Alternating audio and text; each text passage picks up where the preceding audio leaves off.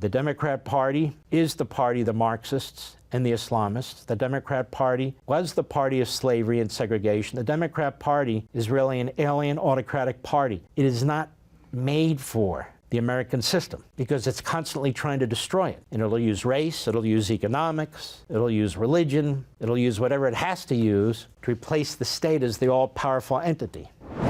If you really look at what's taking place, it is California plus. When the Democrats took over California more recently, California was a state that was really a three-party state. Independents, if we can call them a party for these purposes, Democrats and Republicans. It wasn't overwhelmingly Democrat. You had multiple Republican governors. You had Reagan, you had Duke Majan, you had Pete Wilson. You even had Arnold Schwarzenegger for a period of time. The Democrats were having a tough time. You had Jerry Brown, the old man, who Reagan beat, who had been the governor. You had Jerry Brown. Now he's an old man, but he won the governorship there twice, and then I think he skipped, he became Attorney General, he was mayor of Oakland, and he ran again. But they had a tough time. So there was on the ballot this immigration law that was passed as a proposition by the people of California, and you had a radical left-wing Democrat judge who ruled that it was unconstitutional, who killed that law. That law was pushed, that proposition was pushed by Pete Wilson, who wanted secure borders in California, could see what was coming. Pete Wilson, you may recall, was attacked. He was attacked by the Wall Street Journal editorial page. He was also attacked by a number of Republicans whose names you would know, who were dressed up sort of as conservatives, compassionate conservatives, who opposed the proposition and trashed Pete Wilson. I don't know Pete Wilson, but I've gotten to know him a little bit. At two of my last signings at the Reagan Library, he's on the board there with his wife. He and his wife are lovely. They are solid. They're scared to death about what's happening to the country. They saw what happened to their beloved California. He was the governor. He was the mayor of San Diego and the governor. And I remember what they did to him and the attacks, again, coming from some misguided, phony conservatives who were Republicans as well. They've never apologized. The Wall Street Journal never wrote an editorial saying, boy, were we dead wrong. Because the late, great Milton Friedman was the one who first said, he supported very liberal immigration, even open borders. But he said, not when you have a massive welfare state. It can't work. And so he's one of the few libertarians who said, no, you can't do it when you have a massive welfare state. For obvious reasons, because the world's going to pour over your border. When you argue through CRT, through the 1619 Project, that America was founded illegitimately, that Europeans, as they argue, that white Europeans conquered a territory that was not the United States of America, it conquered from the Native Americans, conquered from the Mexicans, conquered from, you know, fill in the blank, took over this area. America is an illegitimate, white-dominated society created for white domination. Then anything goes. I wrote about this in American Marxism. This is why I get so frustrated, because it's so predictable. And so the destruction of the immigration system is seen as righteous. Destroying American boundaries and sovereignty is seen as not just righteous, but a long time coming.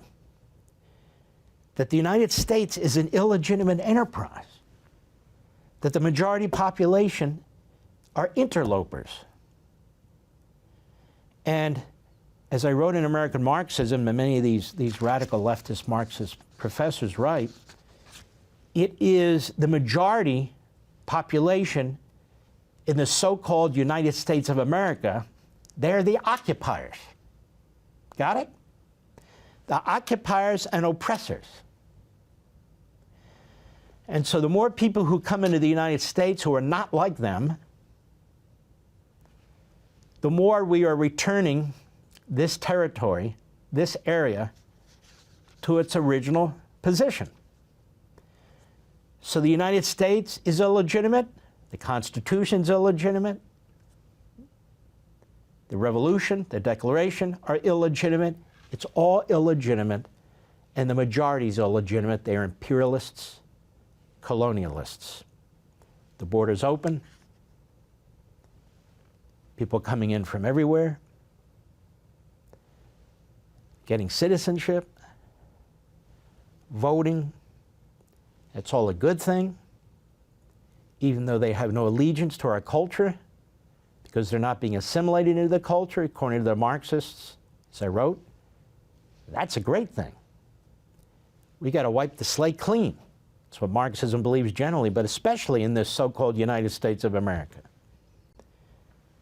The occupiers, as one Marxist author wrote, and as I cite in my book, are the people who founded America. They're the occupiers. They're the illegal aliens. See what I'm saying? And so this is the Kamala Harris mindset. This is the mindset of all the people around Joe Biden. This is the mindset of Joe Biden in the sense that he wants a legacy, and this is how he sees he gets a legacy. This is what's being taught in our universities and colleges by Marxist and Islamist professors. And that's why you have DEI. That's why you have ESG in the private sector. And that's why you have CRT, a Marxist, racist ideology that is taught now in maybe 40% of our public school system, and why 1776 has to be replaced with 1619.